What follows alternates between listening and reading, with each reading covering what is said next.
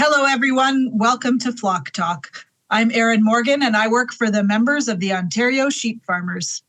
Today, I am pleased to welcome Dr. Amy Gaw, a mixed animal veterinarian from Temiskaming Veterinary Services. Dr. Gaw, thanks so much for joining me. Thanks for having me. So we're going to get started with some easy questions because I'm really interested in how you got started in veterinary medicine and why you chose Northern Ontario. Yeah, so it's a bit of a convoluted story, but I'll try to make it succinct. So I've wanted to be a vet since I was little, which is what many people say. But every time my grandparents had a dairy farm and I spent as much time there as I very possibly could. And anytime I was doing anything with animals, it just gave me a lot of personal satisfaction. And it was just something that I really enjoyed. So my dad is a police officer. So growing up, we moved around a lot. Okay. Which made things a bit of a challenge. We always had dogs and cats, but we never had any large animals of our own. And when I was finished vet school and I was looking for a clinic to go to, we were mostly over in Eastern Ontario. And I grew up as Amy, who was Bernie's daughter, which isn't, there's nothing wrong with that, but starting my own professional career, wanted to go someplace where we maybe hadn't been that much. And so I'd spent kind of enough time in Southwestern Ontario, and Eastern Ontario was where we'd been most of the time. So I looked in the north, and every vet student has to do a 8-week placement between third year and final year. And I did my time up here at Temiskaming Vet Services, loved it. They weren't hiring when I was looking. So I went and I worked at Springer Animal Hospital in Sturgeon Falls for 8.5 years. And then spent a year working for CFIA. And then after that came up here. And I've been there ever since. Amazing. So I happen to know you and your husband, Ryan. And I know that you have a sheep farm also in the New Liskeard area. So how did you get started in sheep farming? And tell us a little bit about your farm. Okay. So one of my jobs between summers between years of vet school, I worked as a jack of all trades at Mulmer Vista Farms with Bill McCutcheon. Loved it. Loved lambing out ewes and just loved everything that there was to do with sheep. And so when Ryan and I moved to Verner and we bought a farm, we were kind of looking at it and going, what are we going to do with this land that we've got? And so Ryan and I kind of initially talked about getting cattle. Ryan's never really had much to do with farming.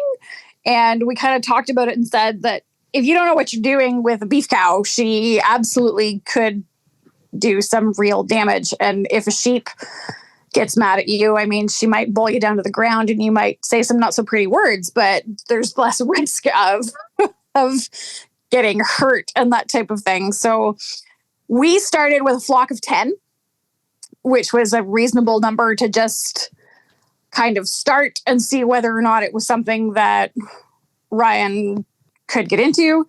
And then we grew from 10 to 30, and we stayed at 30 for quite a few years. And then when we moved up here, Ryan decided that he didn't really want to work off farm much anymore. And so, what actually happened was when our youngest kiddo was old enough to go to school, I looked at Ryan and I said, okay, so I love you, but I can't afford to keep you. So we had discussions about whether or not he was going to go back to working off farm or if we were going to make a bigger go of it with the sheep. And he decided he wanted to make a bigger go of it with the sheep. So we're up to, last year we went from 30 to 100.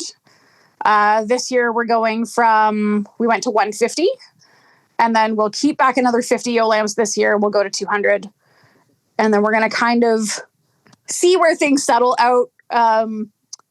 We're just getting started with doing accelerated lambing. And so with 200, that's kind of a number where it's worthwhile to do the accelerated lambing groups, but it's not so much that if we really mess something up that we can't recover from it. And then eventually we may go up to 400. We'll see. But it depends upon land base and whether or not we can get more land for pasture and how things are going with the accelerated programs, that type of thing. So, but from the beginning of starting with sheep, we have started kind of small, and then if the stuff hit the fan, we could deal with it. Yeah. You know? So that's where we're at today. We're just in the middle of lambing. We lambed a group in January, we lambed a group in March, and then now we're lambing out another group. We've already decided that that's too close together, and next year we will do things differently. But yeah, that's busy. Yeah, that's a lot, But yeah. So the farm is much more so becoming Ryan's thing, and I'm just the flock veterinarian and help out where I can type thing, but it's very much so becoming Ryan's baby. I hope he gets a good discount. He does, absolutely. Fantastic.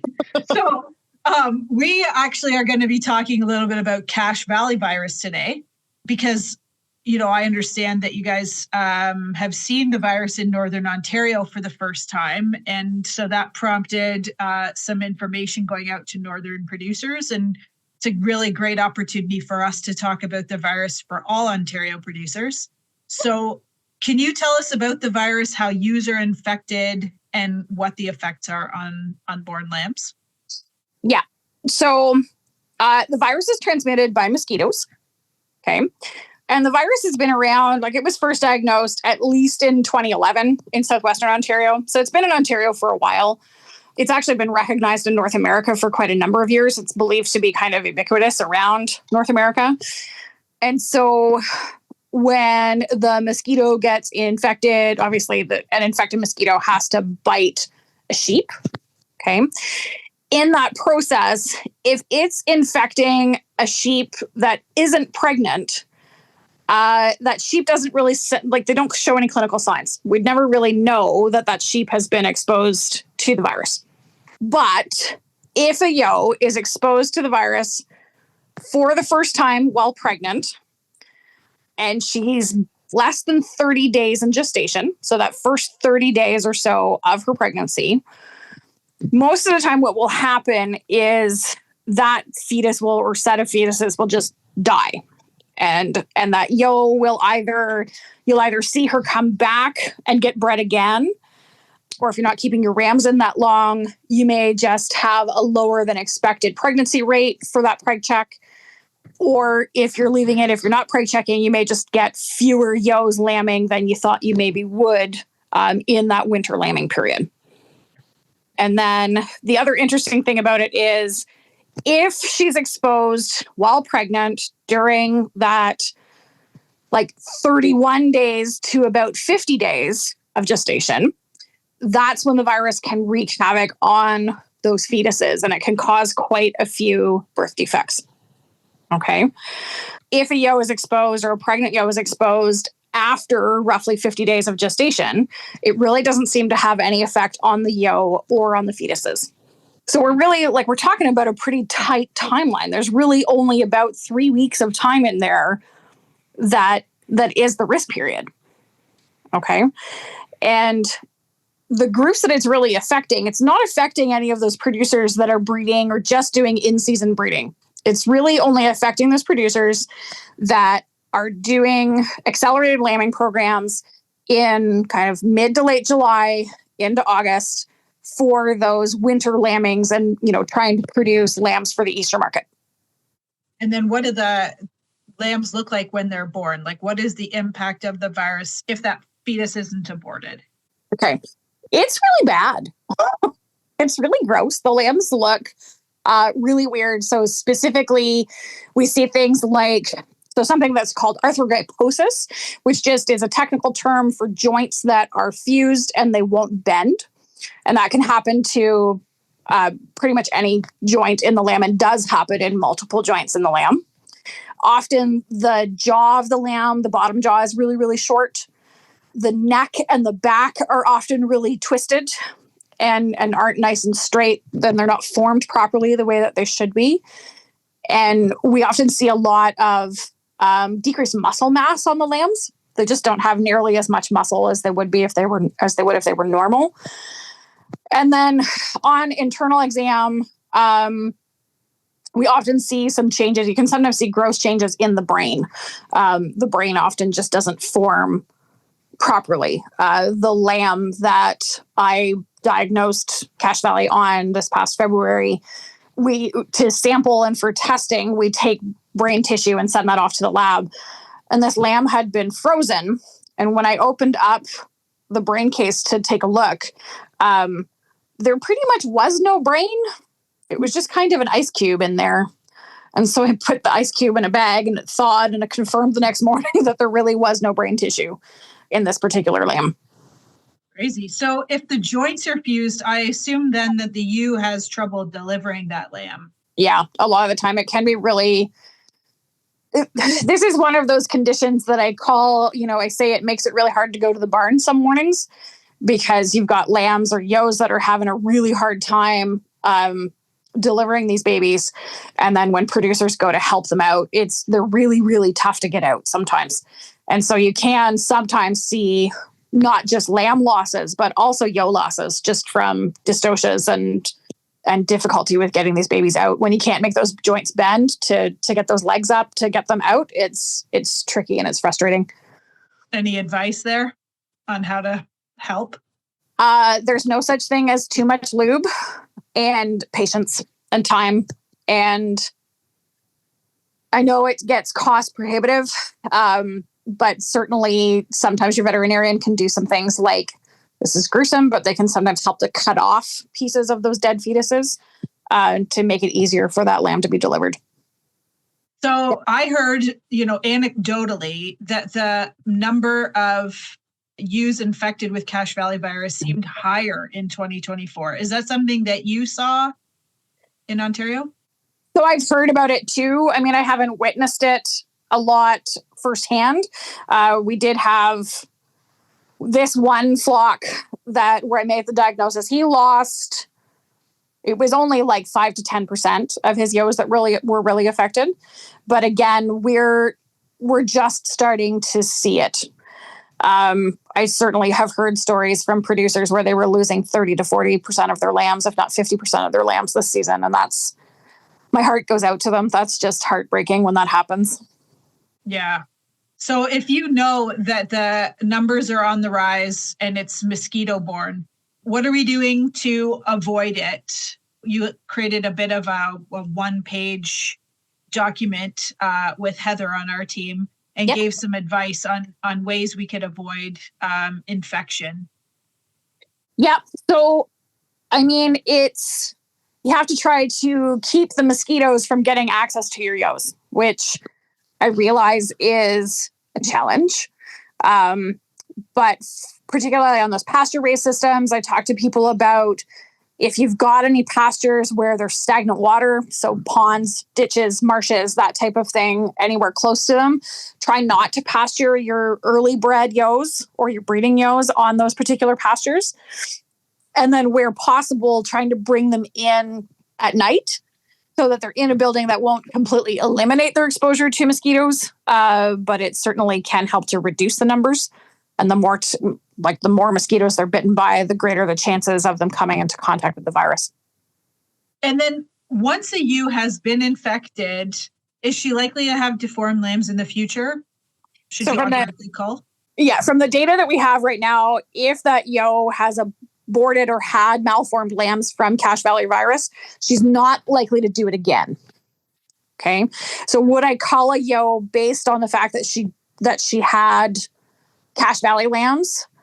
No, I wouldn't. And if you're in an area where you've got a problem or you've had problems with it in previous years, breeding that ewe for those Easter lambs may actually be beneficial because she's not likely to abort from it again.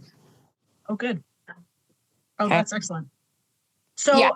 If producers have any questions, or concerns about Cache Valley when in their flock, I'm assuming this is something you would talk to your veterinarian about and maybe be part of an animal health plan that you develop with your veterinarian.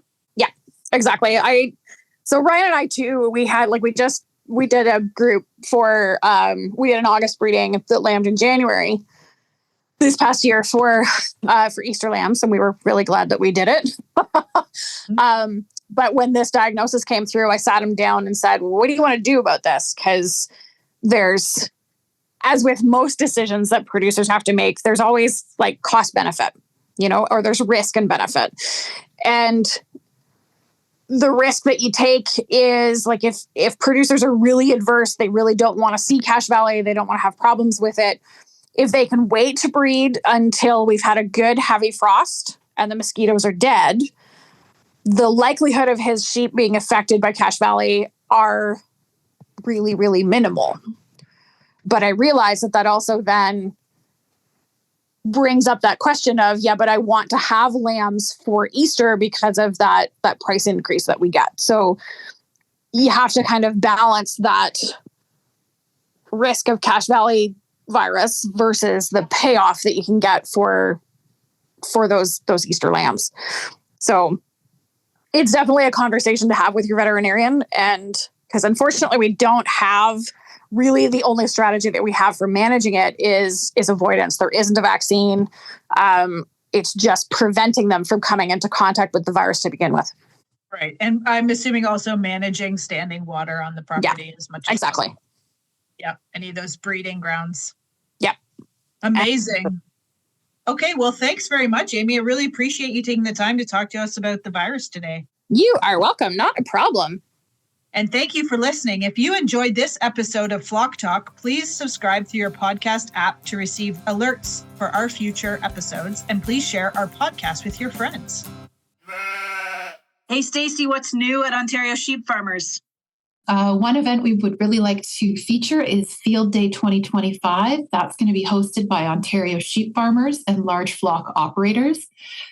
This is an event that's going to be open to commercial sheep farmers and those aspiring to be. It will be held on July 24th at Orono Fairgrounds. Stay tuned for more details on that and pop back into ontariosheep.org/events to see the latest updates for that event. Thanks so much. For more Ontario Sheep Farmers content, follow us on social media at Ontario Sheep Farmers on Instagram and Facebook, at Ontario Sheep on X, and visit our website at ontariosheep.org.